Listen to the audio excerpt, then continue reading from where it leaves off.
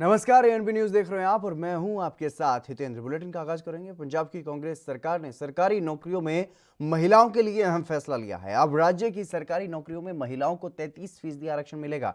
मुख्यमंत्री कैप्टन अमरिंदर सिंह ने ट्वीट करके इस बात की जानकारी दी है। उन्होंने कहा है कि पंजाब की महिलाओं के लिए ये एक ऐतिहासिक दिन है। मंत्रिपरिषद में सरकारी नौकरियों में महिलाओं के लिए 33% आरक्षण को मंजूरी दी गई है और यह फैसला बुधवार को हुई कैबिनेट की अहम बैठक में लिया गया।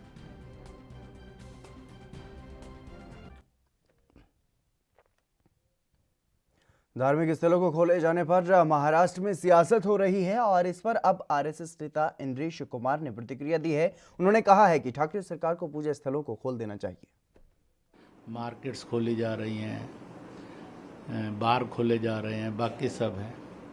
तो मुझे लगता है कि प्रदेश सरकार ने ठीक ढंग से एक्ट करना चाहिए और लोगों की धार्मिक भावनाओं को ध्यान में रखते हुए जब people are ready for an social distancing, for an mask also, when the controlled audience also, I hope so शीघ्र पूजा स्थल खोलने ही।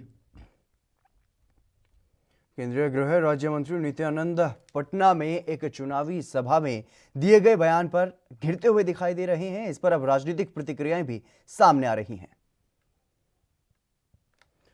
चलिए, वहीं जिस तरीके से केंद्रीय गृह राज्य मंत्री ने यह कहा था कि अगर आरजेडी की सरकार बन गई तो वहां पर अब आतंकी पनाह लेना शुरू कर देंगे, लेकिन इस पर अब बीजेपी के नेता जो हैं वो नित्यानंद का बचाव करते हुए नजर आ रहे हैं। चलिए अब बढ़ेंगे अगली खबर की तरफ। जम्मू से अगली बड़ी खबर है। भारतीय सेना ने पाकिस्तान की एक और नापाक साजिश को नाकाम कर दिया है। संदिग्ध पाकिस्तानी बीईटी के कुछ लोग जम्मू कश्मीर के तंगधार सीमा पर घुसपैठ करने की कोशिश कर रहे थे, तभी भारतीय सेना ने एक्शन लेते हुए एक आतंकवादी को ढेर कर दिया। और भारतीय सेना की ओर से जारी किए गए आधिकारिक बयान में यह कहा गया कि एलएसी के पास फॉरवर्ड पोस्ट के करीब सैनिकों ने 3 से 4 घुसपैठियों की संदिग्ध गतिविधियों को वहां पर देखा। संदिग्ध गतिविधियों को देखते हुए सेना ने तुरंत एक्शन लिया और एक आतंकी को ढेर कर दिया।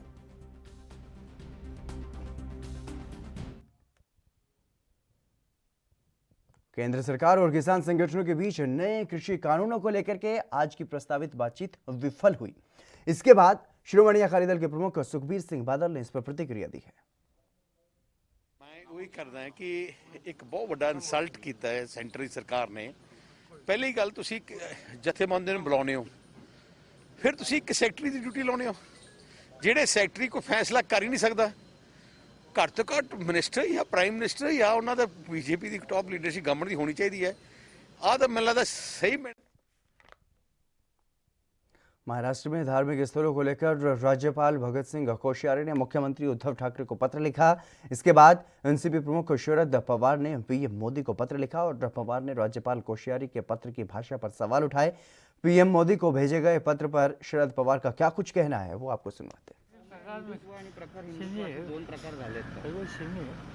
प्रधानमंत्री को मैंने जो खत दिया तो मैंने मीडिया को रिलीज किया है।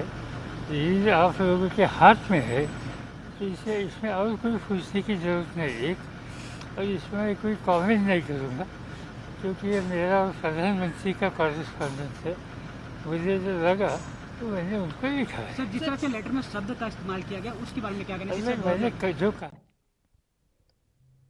वहीं रक्षा विशेषज्ञ एसपी सिन्हा ने कहा कि भारत के इतिहास में ऐसा पहली बार हुआ है। प्रधानमंत्री ने चीन और पाकिस्तान को उसी की भाषा में जवाब दिया है। साथ ही उन्होंने कहा है कि चीन को हिंदुस्तान की तरफ से सही औकात दिखाई जा रही है। के नाते मुझे बहुत उल्लास होता है, मैं प्रफुल्लित होता हूं कि पहली बार हिंदुस्तान का प्रधानमंत्री चीन को उसी के भाषा में जवाब दे रहा है। भूतकाल में घुटने टेक टेक के हम पाकिस्तान और चीन का तुष्टीकरण करते रहे हैं। ये पहली बार मैं देख रहा हूं कि चीन को सही जगह, सही औकात दिखाया जा रहा है हिंदुस्तान के द्वारा। ये नया हिंदुस्तान है, एक नए हिंदुस्तान का सूर्योदय हो रहा है और चारों तरफ हिंदुस्तान की छवि और प्रकाश, पूरा विश्व हिंदुस्तानमय हो रहा है। तो मिलाडू में कोरोना कर्फ्यू नियमों को आसान बनाने के लिए चुनावी तैयारियां भी वहां पर चल रही हैं। डीएमके ने विधानसभा चुनाव के लिए चुनाव घोषणा पत्र को तैयार करने के लिए अनुभवी वरिष्ठ अधिकारियों के साथ साथ एक चुनाव रिपोर्टिंग समिति का गठन किया है। डीएमके के घोषणा पत्र समिति की पहली बैठक में द्विमुख समिति में पार्टी के कोषाध्यक्ष डीआर पालू और उप महासचिव सुब्बू लक्ष्मी जगदीशन ए रज्जा शामिल है और महिला टीम के सचिव खाने मोजी नीति सचिव त्रिखा शिवा और प्रवक्ता TKS इलंगोवन और प्रोफेसर ए रामासामी उपस्थित थे।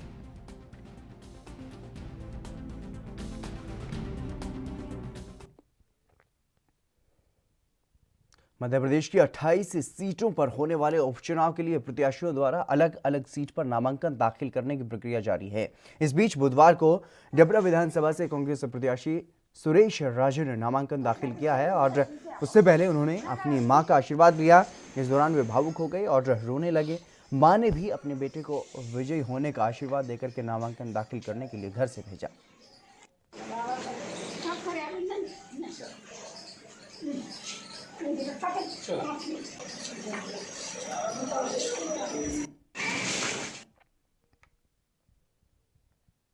अटल टनल रोहतांग पर अब सियासत शुरू हो गई है। शिलान्यास पट्टिका गायब हो गई है, जिसे लेकर के कांग्रेस अब बीजेपी की जयराम सरकार पर हमलावर है। कांग्रेस प्रवक्ता प्रेम कौशल ने यह कहा है कि साल 2010 में यूपीए अध्यक्ष सोनिया गांधी ने रोहतांग टनल के नाम से शिलान्यास किया था, जिसकी पट्टिका गायब करना संकीर्ण मानसिकता का प्रदर्शन है और कांग्रेस पार्टी ने सरकार को शिलान्यास पट्टी को पुनः स्थापित करने की मांग की है। बता दें कि इससे पहले नेता प्रतिपक्ष मुकेश अग्निहोत्री भी इस मामले को उठा चुके हैं।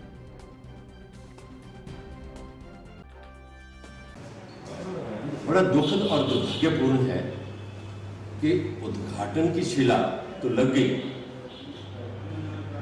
लेकिन जो शिलान्यास की शिला है, पट्टिका है, उसको कहीं छुपा दिया गया, निकाल दिया गया और ये एक बहुत संकीर्ण सोच का एक, मैं समझता हूं कि एक प्रदर्शन है।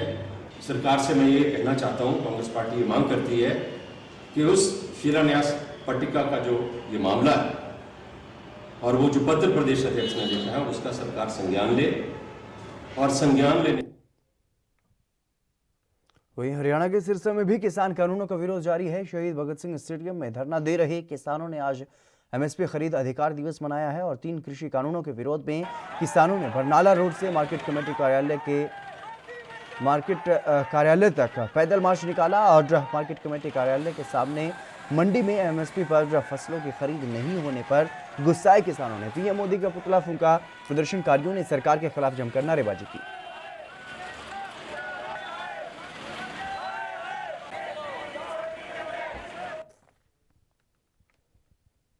छत्तीसगढ़ के बेमेतरा में सड़क हादसे में एक की मौत हो गई और जानकारी के मुताबिक देवर बीजा गांव में ट्रक ने बाइक को टक्कर मार दी, जिससे बाइक नीचे जा गिरी और इसी बीच पीछे से आ रही गाड़ी ने एक शख्स को रौंद दिया, जिससे उसकी मौके पर ही मौत हो गई। जबकि एक गंभीर रूप से घायल बताया जा रहा है, जहां से घायल को अस्पताल में भर्ती करवाया गया। वहीं पुलिस भी मामले की जांच में जुट गई।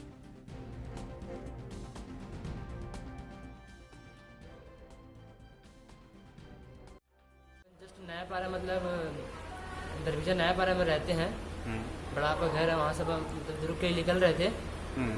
जस्ट सामने पेट्रोल भराया है जस्ट, और पापा चला रहे थे गाड़ी और वहाँ से निकलते जस्ट ऐसे अपना यहाँ से मोड़ रहे थे। जस्ट एक बड़ा गाड़ी सामने से, बड़ा गाड़ी आ रहा था सामने से स्पीड में, वो टक्कर जोर से मारा एकदम और पीछे ट्रक था। ट्रक भी आ रहा था, सीधा मतलब ट्रक वाला सीधा चढ़ा दिया ऊपर। अच्छा। और मैं सीधा फेंका गया। छोटा भाई को थोड़ा सा सर में लगा है। छोटे भाई को चोट आया है। महबूबा मुफ्ती की रिहाई के बाद बड़ी संख्या में पीडीपी कार्यकर्ता मुफ्ती से मिलने के लिए पहुंच रहे हैं और आपको बता दें कि पिछले साल ही केंद्र सरकार ने शांति का हवाला देकर के महबूबा मुफ्ती को हिरासत में रखने के आदेश दिए थे और अब रिहा होते ही ऑडियो संदेश जारी कर आर्टिकल 370 के प्रावधानों को हटाए जाने को काला फैसला करार दिया है उन्होंने, और ये भी कहा है कि कश्मीर का संघर्ष जारी रहेगा। खुशी है कि कल जो हमारे पार्टी प्रेसिडेंट मोहतरमा महबूबा मुफ्ती साहिबा को रिहा किया गया है। इंशाल्लाह हमको उम्मीद है कि अब हमारे पार्टी प्रेसिडेंट महबूबा मुफ्ती साहब आ रही है, इंशाल्लाह अब जो होगा ठीक ही होगा। प्रदेश में सरकार की तरफ से कोरोना को रोकने के लिए लगातार प्रयास किए जा रहे हैं। वहीं नाहन में इसकी रोकथाम के लिए स्वास्थ्य विभाग ने एक सप्ताह के लिए जागरूकता अभियान का भी शुभारंभ किया है और इस मौके पर आशा वर्करों ने रैली के माध्यम से लोगों को जागरूक किया है। रैली को जिला चिकित्सा अधिकारी डॉक्टर के पराशर ने हरी झंडी दिखाकर के रवाना किया है और इस दौरान उन्होंने ये कहा है कि वर्तमान में लोग कोरोना को लेकर के गंभीर नहीं हैं। ऐसे में लोगों को जागरूक करने के मकसद से जागरूकता अभियान का शुभारंभ किया गया है, जिसमें लोगों को मास्क पहनने और इस्तेमाल के बाद मास्क को डिस्पोज करने के बारे में भी जागरूक किया जा रहा है। उन्होंने ये भी बताया है कि लोगों को पैम्पलेट और बैनर के माध्यम से सोशल डिस्टेंसिंग और हाथ धोने के सही तरीके के बारे में भी जानकारी दी जा रही है।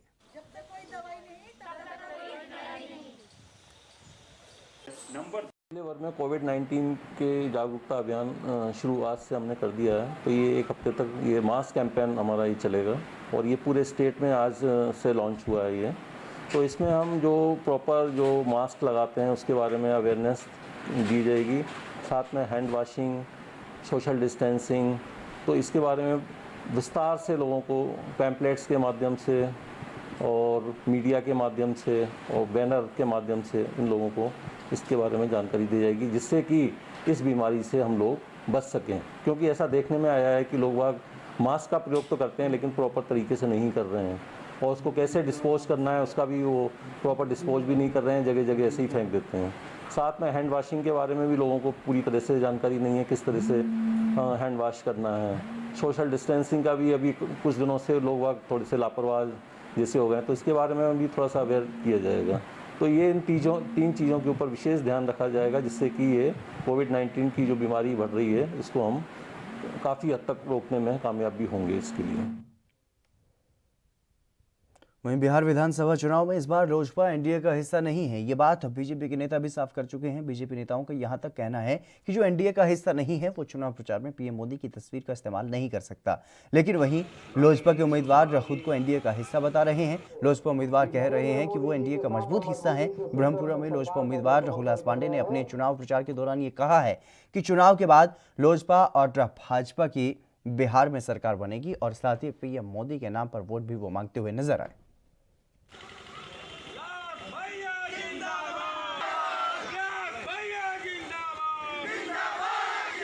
हम बताएंगे, एनडीए से हम अलग नहीं हैं, असली एनडीए हम हैं। असली एनडीए हम इसलिए हैं कि विगत 2 लोकसभा चुनाव से हम एनडीए के साथ मजबूती में केंद्र में भी रहे हैं। आज झारखंड में उपचुनाव हो रहा है, वहाँ भी हम समर्थन दे रहे हैं और यहाँ पर जो विधानसभा के चुनाव हो रहे हैं भाजपा के 100 सीटों पर हम उनका समर्थन दे रहे हैं। वहीं बिहार के बक्सर में केंद्रीय स्वास्थ्य और परिवार कल्याण राज्य मंत्री अश्विनी कुमार चौबे अपने 1 दिवसीय दौरे पर पहुंचे, जहां पर उन्होंने एनडीए कार्यकर्ताओं के साथ एक निजी कार्यक्रम में बैठक की और बैठक के दौरान कार्यकर्ताओं को संबोधित करते हुए विपक्षियों को फांसी देने की बात वो करने लगे। उन्होंने कहा कि बक्सर सेंट्रल जेल में फांसी की रस्सी तैयार की जाती है और उसी रस्सी से अपराधियों, घोटालेबाजों, दुराचारियों को बक्सर की जनता फांसी देने के लिए तैयार है।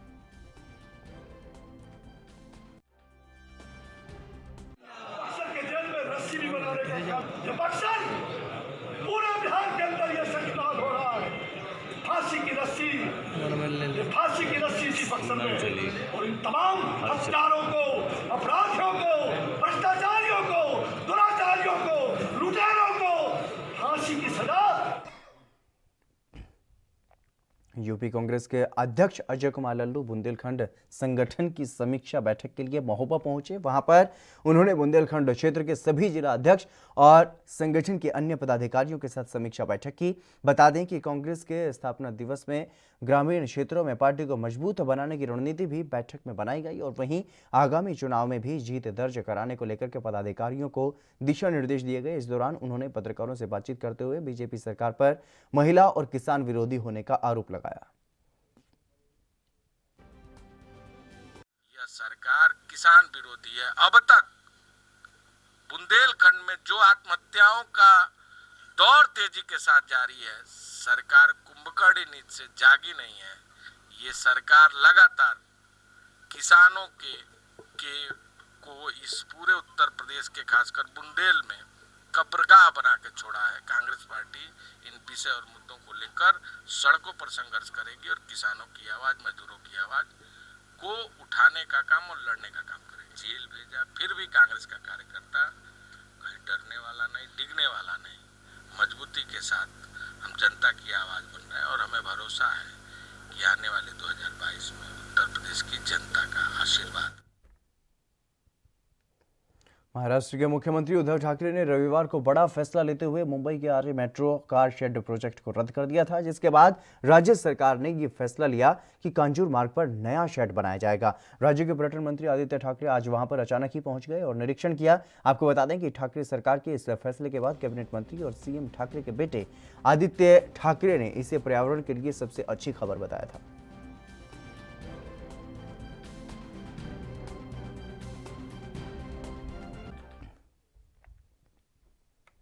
वहीं राजस्थान के पाली में मारवाड़ जंक्शन क्षेत्र में मधुमक्खियों के हमले से कई लोग घायल हो गए। जानकारी के मुताबिक निम्बली मांडा ग्राम पंचायत के भकावा बेरे में श्रमिकों पर मधुमक्खियों के हमले से 8 लोग घायल हो गए हैं और जानकारी के मुताबिक श्रमिक भकावा बेरे पर मेहंदी कटाई कार्य कर रहे थे और इसी बीच मधुमक्खियों ने उन पर हमला कर दिया। इससे 7 श्रमिक और एक 7 साल की बच्ची भी घायल हुई है। मधुमक्खियों के हमले से आसपास के इलाके में अफरा तफरी का माहौल बन गया। वहीं ग्रामीणों ने घायलों को अस्पताल में भर्ती करवाया।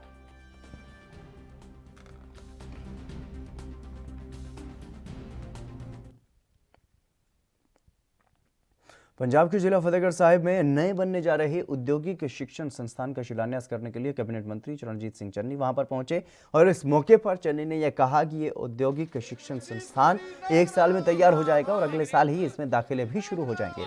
वहीं फतेहगढ़ साहिब में हुए बेअदबी मामले पर कैबिनेट मंत्री चन्नी ने कहा कि इसमें शामिल किसी भी दोषी को बख्शा नहीं जाएगा, दोषियों को सख्त से सख्त सजा दी जाएगी।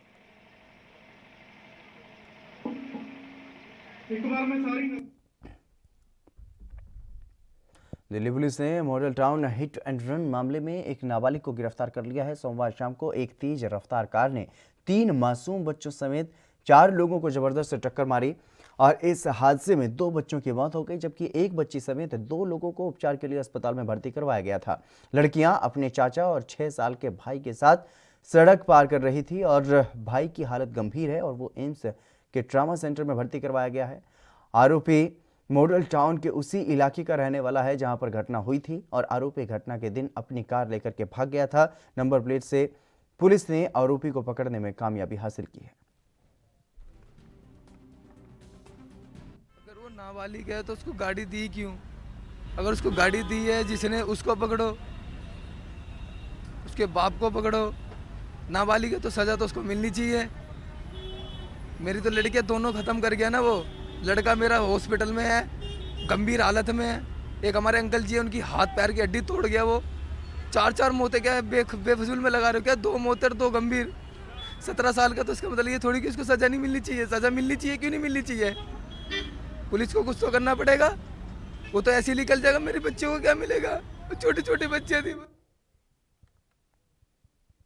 गोंडा में 3 बहनों पर एसिड अटैक करने वाले आरोपी को पुलिस ने पकड़ लिया है, जहां पर आरोपी बदमाश और पुलिस के बीच मुठभेड़ भी हुई है। इस दौरान आरोपी को गोली लगी है। हालांकि पुलिस ने आरोपी को इलाज के लिए अस्पताल में भर्ती करवाया है और इस कड़ी में फर्जी एनकाउंटर का खुलासा करते हुए आरोपी की मां का बयान सामने आया है, जिसमें आरोपी की मां ने यह बताया है कि मामले पर फर्जी एनकाउंटर नहीं बल्कि पुलिस ने आशीष को उसकी बहन के घर से उठाया है और घर से उठाने के बाद पुलिस ने गोली मारी है। इस दौरान आरोपी की मां ने रोते रोते मुख्यमंत्री से गुहार लगाई है कि अगर मेरा बेटा दोषी है तो गोली मार दीजिए, नहीं दोषी है तो मेरे साथ इंसाफ कीजिए।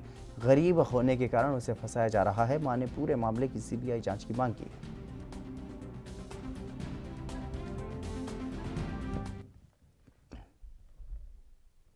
मध्य प्रदेश में सियासी पारा हाई हो चुका है। बीजेपी के वरिष्ठ नेता कैलाश विजयवर्गीय ने पूर्व सीएम दिग्विजय सिंह और कांग्रेस के प्रदेश अध्यक्ष और पूर्व सीएम कमलनाथ पर निशाना साधा है। उन्होंने दोनों को ही चुन्नू मुन्नू बता डाला।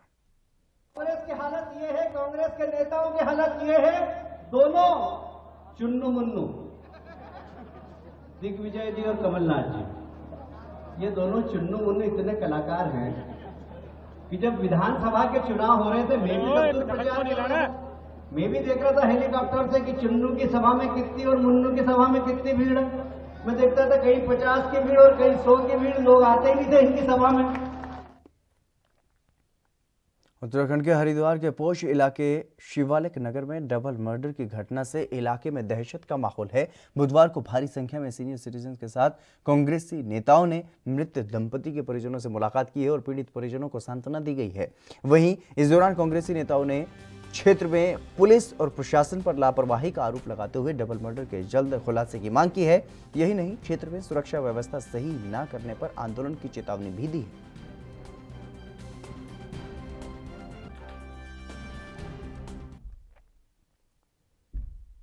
पंजाब में किसान कानूनों का विरोध जारी है और इसी विरोध को देखते हुए केंद्र सरकार ने किसान नेताओं को बातचीत के लिए दिल्ली बुलाया था। केंद्र सरकार के साथ मीटिंग हुई भी, लेकिन बातचीत का कोई नतीजा नहीं निकला, जिसे लेकर के समराला के किसानों में रोष है। किसानों का यह कहना है कि अगली रणनीति तय की जाएगी और केंद्र सरकार के खिलाफ जोरदार संघर्ष किया जाएगा।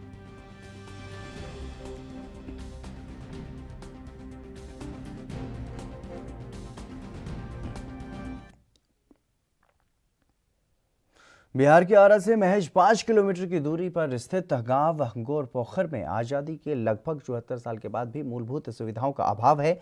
गांव तक जाने के लिए सड़क तक नहीं है। महिलाओं को डिलीवरी के समय ग्रामीण खटिये के सहारे अस्पताल लेकर के जाते हैं और कई बार जच्चा और बच्चा दोनों को जान से भी उनकी खिलवाड़ हो जाता है। और सभी राजनीतिक दलों के नेता, चाहे एनडीए हो या फिर महागठबंधन, संदेश विधानसभा से विधायक भी बन चुके हैं और लेकिन आज तक गांव की तस्वीर नहीं बदली है और ऐसे में ग्रामीणों ने चुनाव का बहिष्कार करने का फैसला किया।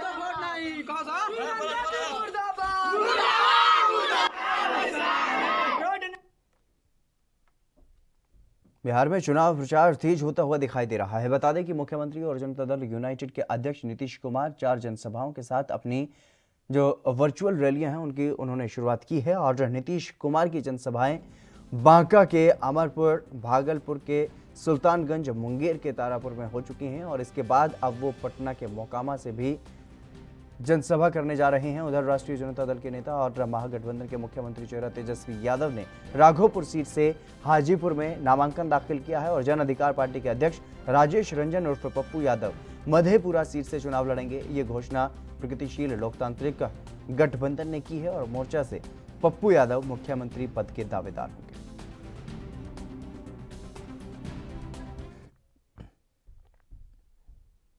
मुंबई में एक मिठाई की दुकान में अचानक से आग लग गई और आग इतनी विकराल थी कि कुछ ही देर में पूरी दुकान जलकर के खाक हो गई। सूचना पर पहुंची दमकल की गाड़ियों ने कड़ी मशक्कत के बाद आग पर काबू पाया और दुकान में आग लगने से लाखों का नुकसान हो गया। आग कैसे लगी, इस बात का खुलासा नहीं हो सका है। फिलहाल बीएमसी मामले की जांच कर रही है।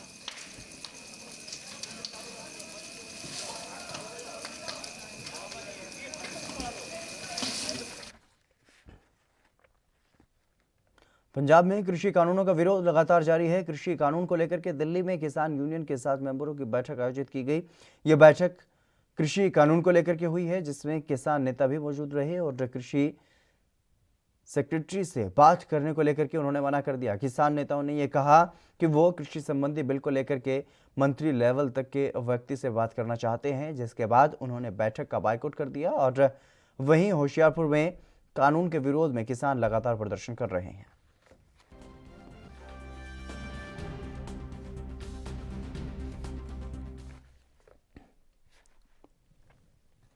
महाराष्ट्र के स्वास्थ्य मंत्री राजेश टोपे ने यह कहा है कि राज्य को जीसीसी बायोटेक लिमिटेड से लगभग 12.5 लाख से ज़्यादा RT-PCR कोरोना वायरस जांच किट मिली हैं, जो कि गुणवत्ता के मानदंडों पर खरी नहीं उतरती हैं। टोपे ने यह कहा है कि पुणे स्थित राष्ट्रीय विषाणु विज्ञान संस्थान ने यह पाया है कि यह किट गुणवत्ता के मानदंड पर खरी नहीं है।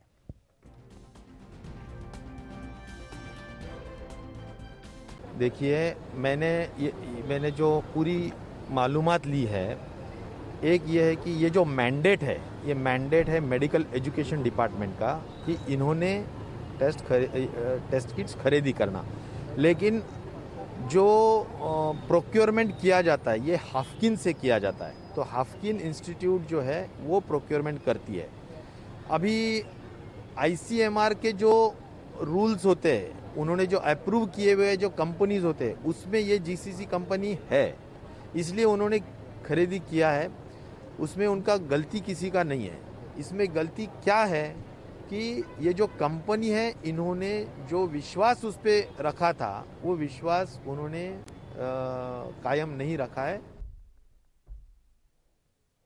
मार्केट एक्सपर्ट सुनील शाह ने आज के बाजार की स्थिति के बारे में बात करते हुए कहा है कि फिलहाल बाजार की स्थिति ज़्यादा चिंताजनक नहीं है। इसके अलावा उन्होंने क्या कुछ जानकारी दी है वो आपको सुनवाते हैं। देखिए, आज जैसे मैं आपसे बात कर रहा हूँ, सेंसेक्स 275 पॉइंट से गिरा हुआ है। ये नेगेटिव ग्लोबल क्यू की वजह से है। कल यूएस मार्केट में हमने गिरावट देखी, आज एशियन मार्केट में भी गिरावट देखी, तो हम सिंक में हैं ग्लोबल मार्केट के साथ। और दूसरी बात ये भी है कि हमने देखा कि पिछले 7 या 8 ट्रेडिंग सेशन में हमने सेंसेक्स की स्मार्ट रिकवरी देखी। तो ये 7-8 सेशन के बाद ऐसा 1-2 सेशन आना लाजमी होता है। तो ये कोई खास कंसर्न की बात नहीं है। This is just profit booking kind of session, और उस वजह से मार्केट में करेंगे। बिहार विधानसभा चुनाव 2020 को लेकर नेता प्रतिपक्ष तेजस्वी यादव ने नामांकन के लिए जब वो हाजीपुर के लिए घर से निकले तो घर से निकलने से पहले उन्होंने अपनी मां राबड़ी देवी और बड़े भाई तेज प्रताप का आशीर्वाद लिया। इस दौरान लालू प्रसाद यादव की तस्वीरों को हाथ में लेकर के राबड़ी देवी भावुक नजर आई और तेजस्वी के रवाना होते समय उनके भाई तेज प्रताप समेत पार्टी के प्रदेश अध्यक्ष जगदानंद सिंह, राष्ट्रीय महासचिव भोला यादव सहित अन्य पार्टी के नेता साथ में रहे। वहीं तेजस्वी ने मीडिया से बातचीत करते हुए कहा कि समान काम समान वेतन को लेकर के जो शिक्षकों की लंबी समय से मांग रही है, लड़ाई रही है, उसको हम पूरा करेंगे। है, इसलिए मैं बताना चाहूँगा कि समान काम समान वेतन को लेकर के जो नियोजित शिक्षकों की लंबे अरसे से मांग रही है, लड़ाई रही है, उसको हम लोग पूरा करेंगे। हम लगातार बेरोजगारी पे, भूखमरी पे, गरीबी पर, पलायन पर, बाढ़ से लेकर के जितनी आफत कोरोना का। चलिए फिलहाल यहाँ पर रुकेंगे एक छोटे से ब्रेक के लिए, जल्द हाजिर होंगे।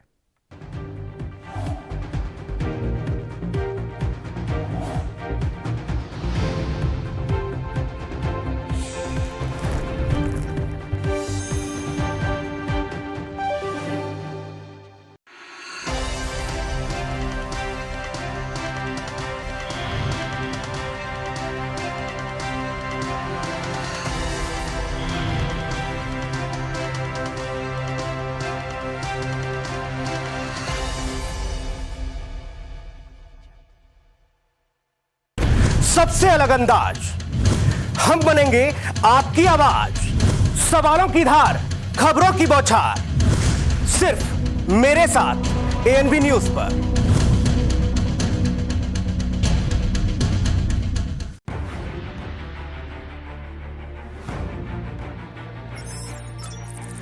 खबर चाहे सियासत की हो या सरकार की, खबर चाहे भ्रष्टाचार की हो या गुनहगार की, दिन भर में क्या रहा देश जगत का हाल, किस मुद्दे ने बनाई किसकी सरकार, रखते हैं हम सब पर नजर, पहुंचाते हैं हम हर खबर। हम हैं एएनबी न्यूज।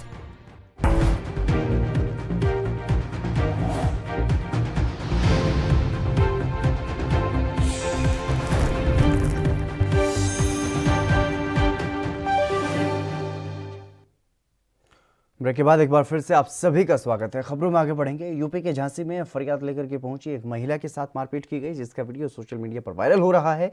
दरअसल ये वीडियो झांसी के कोतवाली के अंदर का बताया जा रहा है। वीडियो के मुताबिक 2 महिलाओं ने मिलकर के एक फरियादी महिला की पिटाई की, जिससे वीडियो में स्पष्ट रूप से देखा जा सकता है कि पिटने वाली महिला फरियादी बताई जा रही है।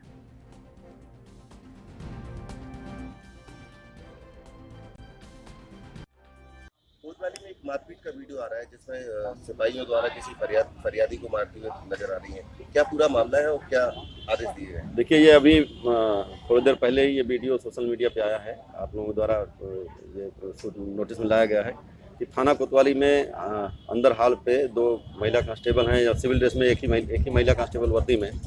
क्या मामला है, क्या प्रकरण है, आपस में इनकी छीना झपटी हो रही है, तो इस पूरे प्रकरण की जांच। जिला कांगड़ा में प्रारंभिक तौर पर सभी सरकारी कार्यालयों के कर्मचारियों और अधिकारियों के कोविड टेस्ट करवाने के लिए भी प्लान तैयार किया गया है। डीसी कांगड़ा राकेश प्रजापति ने यह कहा है कि इसके साथ ही होटल्स में तैनात कर्मचारियों के टेस्ट भी करवाए जाएंगे और स्कूलों में शिक्षकों और विद्यार्थियों के कोविड टेस्ट करवाने के लिए प्लान तैयार किया जा रहा है ताकि किसी भी स्तर पर कोविड के संक्रमण को फैलने से रोका जा सके। डीसी कांगड़ा राकेश प्रजापति बुधवार को मिनी सचिवालय के कैबिनेट सभागार में जागरूकता अभियान का शुभारंभ करते हुए उन्होंने ये बात कही है।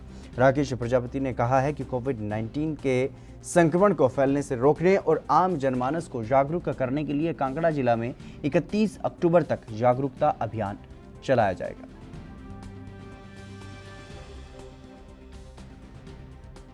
देखिए, पूरे स्टेट में एक मैसिव आईसी कैंपेन लॉन्च किया गया है।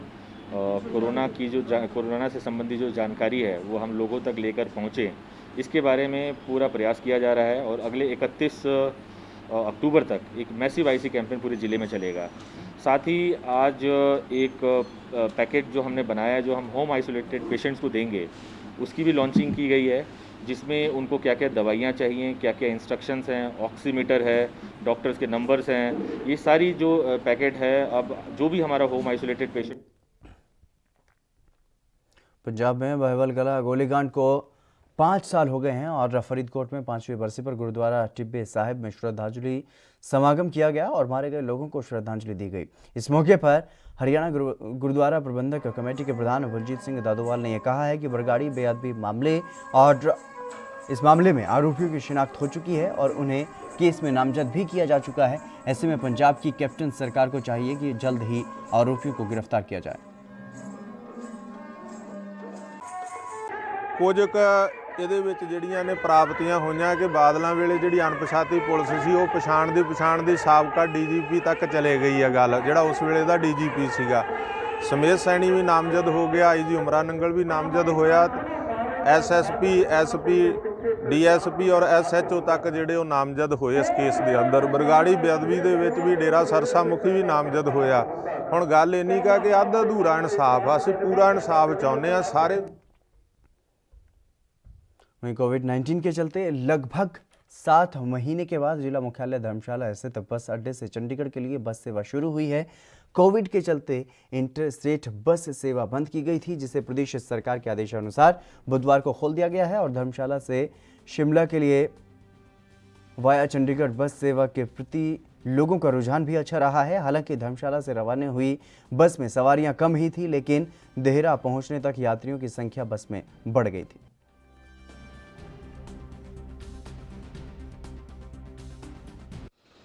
देखिए, कल ही रात को आदेश आए थे कि 25 जो रूट टोटल इंटरस्टेट चले हैं उसमें धर्मशाला का एक रूट है, धर्मशाला से शिमला बाय चंडीगढ़। वो सुबह धर्मशाला से ये रूट 8 बजे शुरू होता है, धर्मशाला से बाया नगरोटा कांगड़ा होते हुए और ज्वालाजी नदौन ऊना चंडीगढ़, और चंडीगढ़ से शाम को 5:40 पे ये शिमला के लिए रवाना होगा। और अगले दिन सुबह 9:30 बजे ये बस शिमला से चंडीगढ़ और चंडीगढ़ से 2:40 पर ये धर्मशाला के लिए रवाना होगी। तो ये धर्मशाला का एक रूट है जो कि आज से हमने। वहीं यूपी के कन्नौज में एसडीएम शिवरामऊ देवेश गुप्ता के वायरल वीडियो ने प्रशासनिक महकमे में हड़कंप मचा दिया है। उन पर एक फरियादी महिला ने गंदी बात का आरोप लगाया है। हालांकि एसडीएम का यह कहना है कि उनके कहने का आशय ये नहीं था। मामला सौरे खाने का है और सोमवार को थाने में जनता दरबार लगा हुआ था। एसडीएम देवेश गुप्ता और थानेदार विजय वर्मा आमने सामने बैठे थे। रामलीला कमेटी के कुछ लोग भी वहां पर बैठे थे। तैयारियों के बारे में बातचीत चल रही थी। इस बीच एक महिला फरियाद लेकर के वहां पर पहुंची और ये वाकया हो गया। थाने से बाहर निकल के महिला ने बताया कि वो फरियाद लेकर के एसडीएम साहब के पास पहुंची थी। एसडीएम साहब ने उनसे गंदी बात की है और कहा है कि तुम गोदी में आकर के बैठ जाओ, हम उठ जाते हैं। ऐतराज जताने पर थानेदार ने भी उसे भगा दिया। और दूसरी ओर एसडीएम देवेश गुप्ता का कहना है कि उनका आशय कतई गलत नहीं था। रामलीला कमेटी के लोगों से बातचीत चल रही थी और मना करने के बाद भी महिला करीब आती जा रही थी और इस वजह से उन्होंने ये कहा कि तुम ही आकर के बैठ जाओ, हम उठ जाते हैं। गोदी की बात गलत है।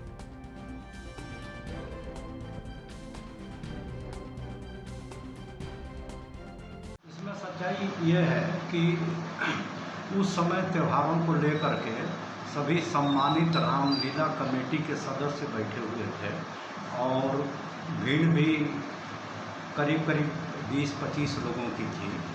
उस जब मीटिंग उनकी चल रही थी तो वो महिला अपना एप्लीकेशन लेके नज़दीक आने लगी, तो हमने कहा कि भाई आप बैठ जाओ, कुर्सी पर खाली है, लेकिन वो और नज़दीक आने लगी।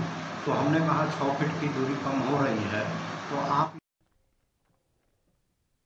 रीवा में सुपर स्पेशलिटी अस्पताल के इंटरव्यू में शामिल होने आए स्टाफ नर्स ने मेडिकल कॉलेज में हंगामा किया। दरअसल अस्पताल रीवा में स्टाफ नर्स ने फर्जीवाड़े का आरोप लगाया है और बता दें कि हाल ही में मध्य प्रदेश के मुख्यमंत्री शिवराज सिंह चौहान की तरफ से सबसे बड़े अस्पताल का लोकार्पण किया गया था। वहीं सुपर स्पेशलिटी अस्पताल में स्टाफ नर्स की भर्ती प्रक्रिया में शाह चिकित्सा महाविद्यालय में पहले से कार्यरत एनएचएम संविदा स्टाफ नर्स को भर्ती में प्राथमिकता दिए जाने की मांग की गई थी, जहां पूरे स्टाफ में कॉलेज रीवा के अंतर्गत 5 से 8 साल से कार्यरत है, जहां पर अस्पताल में स्टाफ नर्स की भर्ती प्रक्रिया में स्टाफ नर्स को प्राथमिकता नहीं दी गई है, जिस कारण मेडिकल कॉलेज से प्रकाशित होने वाली सूची में किसी का भी नाम दर्ज नहीं है।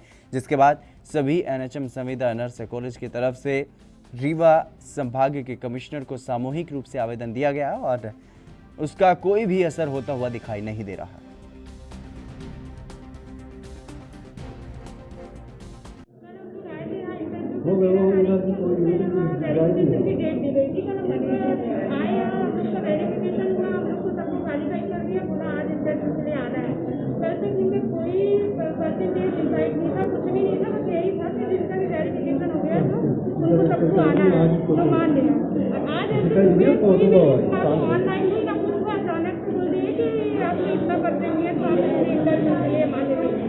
भर्ती में अन्याय किया है, इसके बारे में मैं आपके माध्यम से सरकार को, प्रशासन को, कमेटी को, सबको बताना चाहता हूँ कि कृपया इसमें ध्यान दीजिए और हो रहे अन्याय से निराकरण कीजिए। सुपर स्पेशलिटी अस्पताल की भर्ती 2019 में इन्होंने विज्ञप्ति निकाली थी और इन्होंने जो इसकी अर्हता रखा था न्यूनतम, उन्होंने कहा कि जीएनएम पास अभ्यर्थी, बीएससी पास अभ्यर्थी और जेड हिस्ट्री प्रशिक्षित विज्ञान वाली जो है कैंडिडेट वो फॉर्म को भर सकते हैं। ठीक, तो सबको इन्होंने एलिजिबल करके फॉर्म भरा लिया। इनकी क्या मंशा थी, फीस लेना मंशा था, क्या था नहीं पता। फिर प्रॉपर इन्होंने शर्त इन्होंने रखी, शर्त में इन्होंने ये बोला उसी विज्ञप्ति की शर्त में कि जो कैंडिडेट सरकारी संस्था से बीएससी नर्सिंग या जीएनएम किया है उसको हम भर्ती में प्राथमिकता देंगे। सही बात है, लेकिन इन्होंने बोला कि सरकारी संस्था से करने वालों को देंगे। जहां देश भर में कोरोना के चलते बच्चों की सुरक्षा को ध्यान में रखते हुए सभी स्कूल अब तक बंद थे, वहीं अब पंजाब सरकार की अनुमति के बाद एक बार फिर से स्कूल 15 अक्टूबर यानी कि कल से खुलने जा रही हैं। बात सुल्तानपुर लोधी की करें तो यहां पर सभी स्कूलों को खोलने की पूरी तरह से तैयारी हो चुकी है और स्कूल में बच्चे आने से पहले कोरोना से बचाव के लिए सैनिटाइजेशन का काम भी करवाया जा रहा है। हाँ जी, तैयारियां से मुकम्मल की हुई ने। ਹੁਣ ਇਸ ਐਤਵਾਰ ਨੂੰ ਹੀ ਅਸੀਂ ਆਪਣੇ ਸਕੂਲ ਨੂੰ ਸੈਨੀਟਾਈਜ਼ ਕਰਵਾਇਆ ਹੈ। ਸਾਰੇ ਕਮਰੇ, ਬੱਚਿਆਂ ਦੇ ਕਲਾਸਰੂਮ, ਵਾਸ਼ਰੂਮ ਵਗੈਰਾ ਸਾਰਾ ਸਕੂਲ ਨੂੰ ਸੈਨੀਟਾਈਜ਼ ਕਰਵਾਇਆ ਕਿ ਬੱਚਿਆਂ ਨੂੰ ਕਰੋਨਾ ਤੋਂ ਬਚਾਇਆ ਜਾ ਸਕੇ।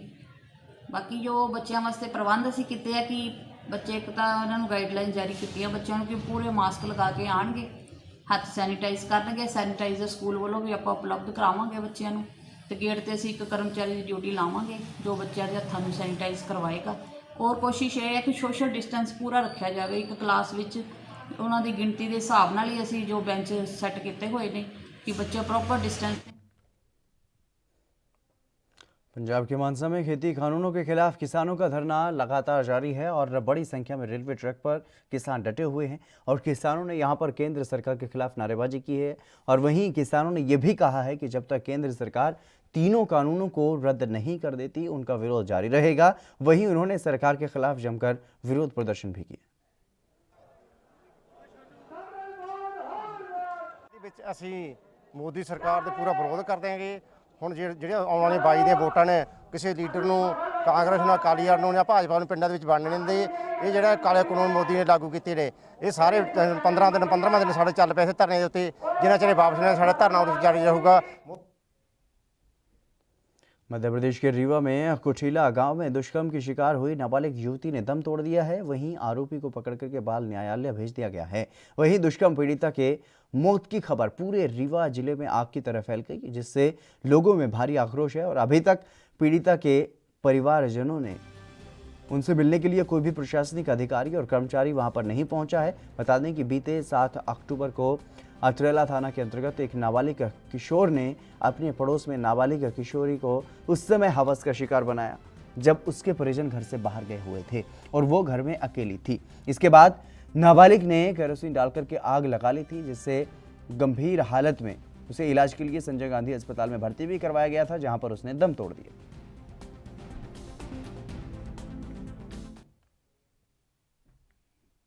बीजेपी के पूर्व सांसद चिन्मय आनंद पर यौन शोषण का आरोप लगाने वाली शाहजहांपुर की कानून की छात्रा ने अपने आरोप अब वापस ले लिए हैं। कथित पीड़िता मंगलवार को सांसद और विधायकों के लिए एक विशेष कोर्ट के सामने पेश हुई और स्पष्ट रूप से अपने द्वारा पूर्व मंत्री के खिलाफ लगाए आरोपों से उसने मना कर दिया। लखनऊ कोर्ट इलाहाबाद हाईकोर्ट के निर्देश पर इस मामले की सुनवाई कर रहा था।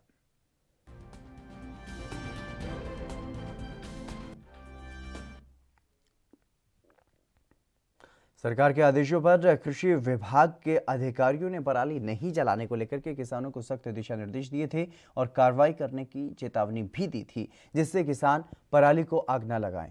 अब इसका असर भी जिले में दिखाई देने लगा है। किसान धान कटाई के बाद पराली की गांठें बनवा रही हैं, लेकिन किसानों को नुकसान उठाना पड़ रहा है। किसानों का कहना है कि सरकार के दिशा निर्देश का पालन कर रहे हैं, लेकिन गांठें बनवाने में जो खर्च आ रहा है उसके अनुसार खरीदार नहीं मिल रहे हैं और किसानों ने पंजाब की तरह हरियाणा में भी यूनिट लगवाने की मांग उठाई है ताकि पराली का सही इस्तेमाल किया जा सके।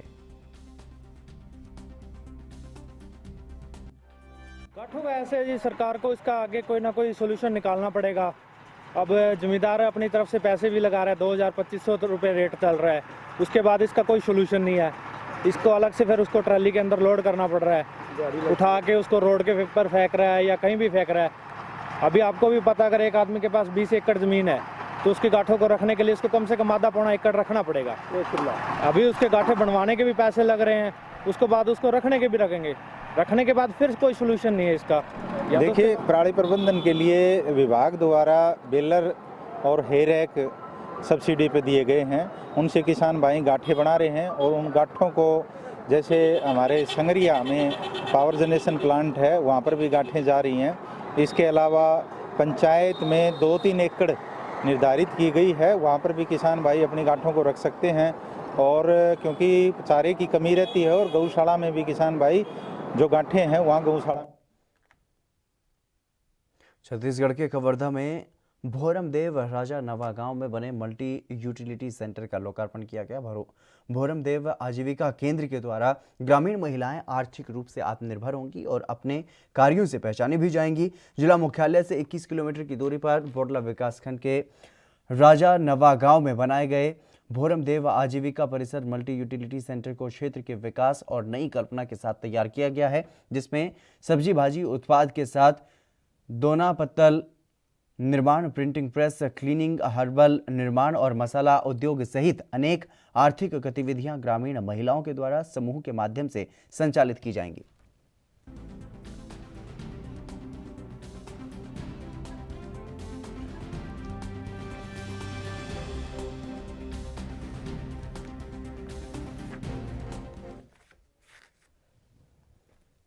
यूपी के मुख्यमंत्री योगी आदित्यनाथ ने राज्य खाद्य आयोग के अध्यक्ष नंद किशोर यादव और सदस्य इस्माइल खान के अधिकार सीज कर दिए हैं। दरअसल दोनों पदाधिकारियों के खिलाफ भ्रष्टाचार के आरोपों की जांच चल रही है और इसके चलते योगी सरकार ने यह निर्णय लिया है, जांच रिपोर्ट आने तक दोनों पदाधिकारी के रूप में अपने अधिकार का इस्तेमाल नहीं कर सकेंगे।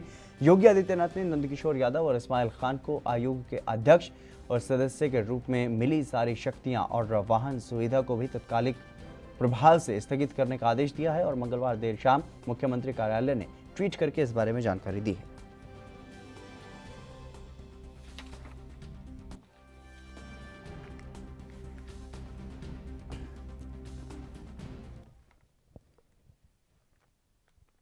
आर्थिक गलियारे के नाम पर विकास का सपना दिखाने वाली चीन की बदनीयत अब पड़ोसी देश को भी समझ आने लगी है। 2 द्वीपों को सौंपे जाने का मुद्दा अब गर्मा गया है। इमरान सरकार सीधे निशाने पर आ गई है। जनता में व्यापक विरोध के बीच विरोधी दलों और कई संगठनों ने ऐलान किया है कि वे किसी भी कीमत पर दोनों द्वीपों को बेचने नहीं देंगे। चीन पाकिस्तान आर्थिक गलियारे के लिए इमरान सरकार ने दक्षिण कराची स्थित 2 द्वीपों को ड्रैगन को सौंपने का फैसला किया है। सामरिक दृष्टि से ये द्वीप महत्वपूर्ण हैं और सिंध प्रांत के लंबे समुद्र तट पर फैले हुए हैं।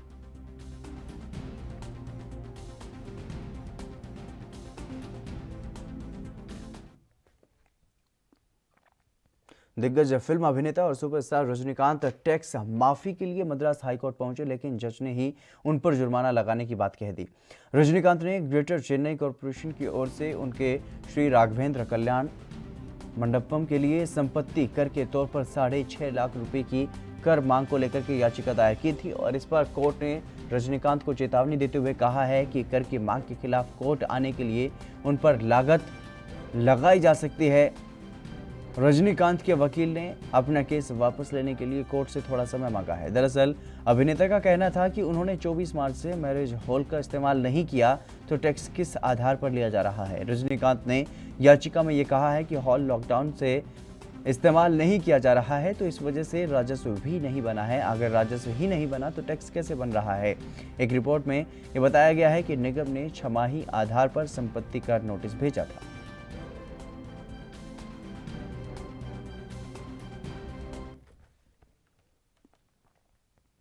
सुप्रीम कोर्ट की निगरानी में काम कर रही EPCA ने दिल्ली NCR में डीजल वाले जनरेटर पर पाबंदी लगा दी है और ऐसा इसलिए किया गया है जिससे दिल्ली NCR में प्रदूषण को कम किया जा सके। और नोएडा के प्रदूषण अधिकारी प्रवीण कुमार ने बताया है कि अभी यूपी सरकार या प्रदेश के मुख्य सचिव की ओर से ऐसा कोई भी आदेश जारी नहीं किया गया है, लिहाजा नोएडा में अभी पाबंदी नहीं होगी। और वहीं दूसरी ओर दिल्ली में व्यापारियों के संगठन के नेताओं का यह कहना है कि ऐसा आदेश आया, लेकिन जो व्यावसायिक प्रतिष्ठान हैं वो पावर कट होने पर क्या करेंगे, लिहाजा व्यापारियों के हित में भी सोचना चाहिए। हमने अपनी समस्या से अवगत करवा दिया है, देखते हैं आगे क्या आदेश होता है।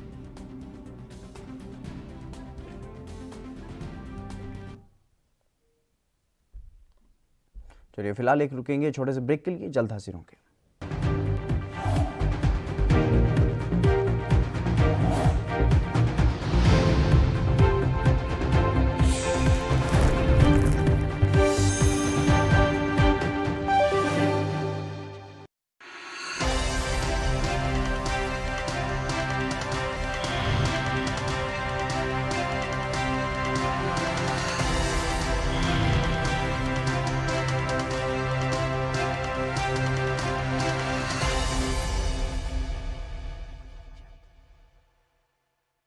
सबसे अलग अंदाज, हम बनेंगे आपकी आवाज, सवालों की धार, खबरों की बौछार, सिर्फ मेरे साथ ANB न्यूज पर।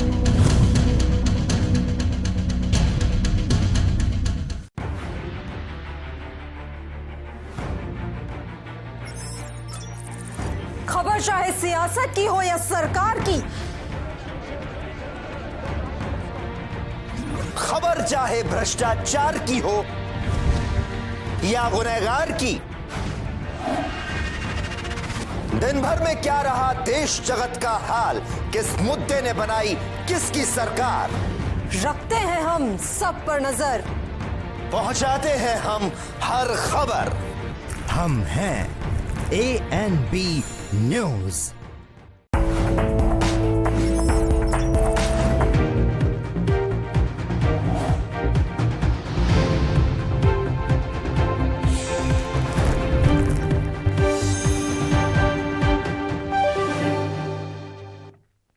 ब्रेक के बाद एक बार फिर से आप सभी का स्वागत है। खबरों में आगे बढ़ेंगे। जम्मू कश्मीर के शोपियां जिले के चकूरा इलाके के हरमैन में आतंकियों और सुरक्षा बलों के बीच मुठभेड़ हो गई। इस मुठभेड़ में सुरक्षा बलों ने 2 दहशतगर्दों को ढेर कर दिया है और आधिकारिक सूत्रों के अनुसार मुठभेड़ के दौरान जब 2 आतंकी सुरक्षा घेरा तोड़ करके अंदर घुसने का प्रयास कर रहे थे तो उसी वक्त वो मारे गए। हालांकि अभी उनकी पहचान नहीं हुई है और वहीं इससे पहले पुलिस सेना की 34 आरआर टुकड़ी और सीआरपीएफ ने इस इलाके में घेराबंदी और खोजी अभियान चलाया था। जब संयुक्त टीम ने संदिग्ध स्थल की घेराबंदी की तो छिपे हुए आतंकियों ने उन पर हमला कर दिया और इस हमले का टीम ने मुंहतोड़ जवाब दिया, जिसमें 2 आतंकी मारे गए।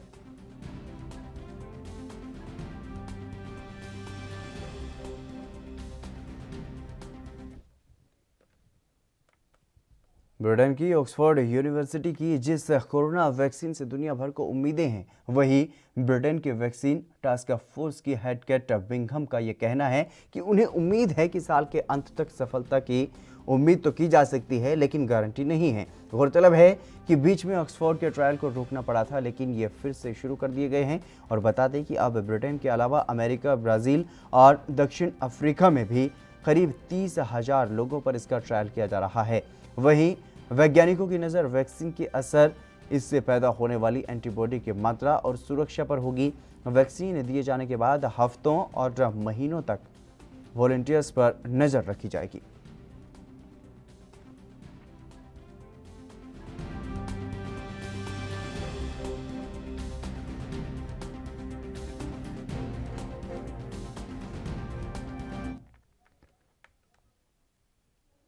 सुशांत सिंह राजपूत की मौत के मामले में अपडेट सामने आया है। सुशांत मामले की जांच को लेकर के ईडी फिल्म मेकर दिनेश विजान के घर और ऑफिस पर सर्च ऑपरेशन कर रही है और दिनेश विजान के साथ सुशांत ने फिल्म राब्ता में काम किया था। इसमें सुशांत की अपोजिट एक्ट्रेस कृति सेनन थी और इस फिल्म को लेकर के की गई पेमेंट सवालों के घेरे में है, जिसकी ईडी जांच कर रही है। बता दें कि फिल्म राब्ता 9 जून 2017 को रिलीज हुई थी और इस मूवी से दिनेश विजान ने बतौर डायरेक्टर अपना डेब्यू किया था।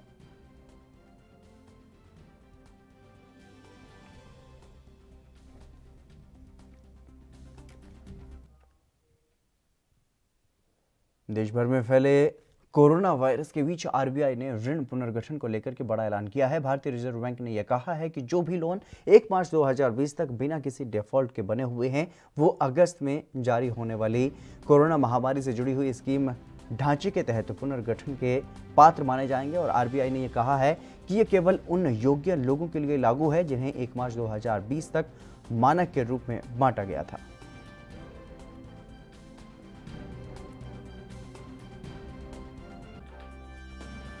केंद्रीय बैंक आरबीआई ने यह बड़ा ऐलान किया है और इस बार कोरोना के बीच आम आदमी को राहत दी गई है। ऋण पुनर्गठन को लेकर के यह फैसला लिया गया है।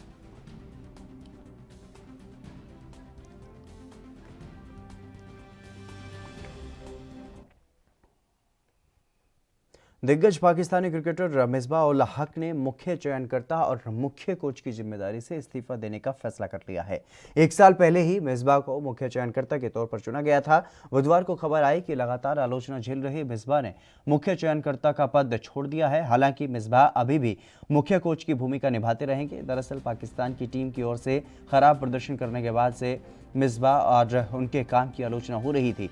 मिसबाह के पद संभालने से पहले पाकिस्तान की T20 रैंकिंग में टीम जो है वो पहले पायदान पर थी, लेकिन अब भारत से नीचे एक स्थान पर पहुंच गई है और पाकिस्तानी टीम पिछले इंग्लैंड दौरे पर T20 सीरीज बराबर करने में कामयाब हुई थी, लेकिन टेस्ट सीरीज में टीम को हार का सामना करना पड़ा था।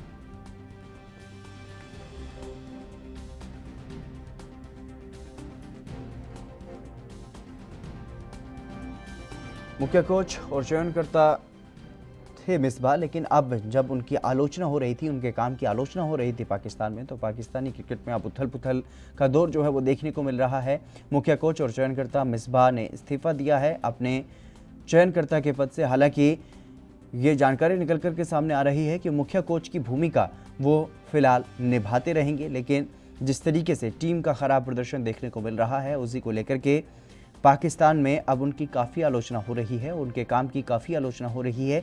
इसी को मद्देनज़र रखते हुए उन्होंने ये फैसला लिया है। अब उन्होंने चयनकर्ता के पद से इस्तीफा दे दिया है।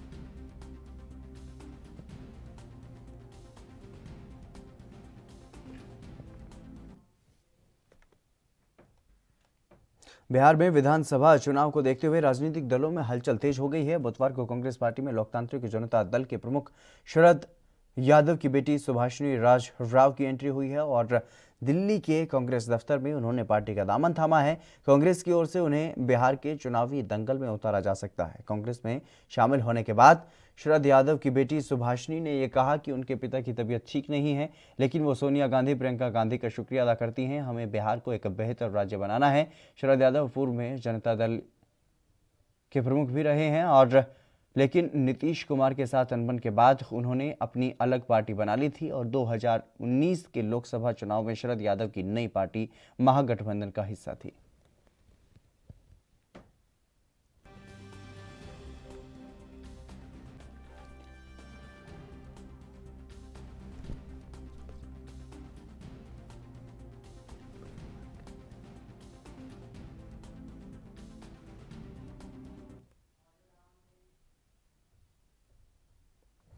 चलिए फिलहाल मेरे साथ खबरों में बस इतना ही। दीजिए इजाजत। नमस्कार।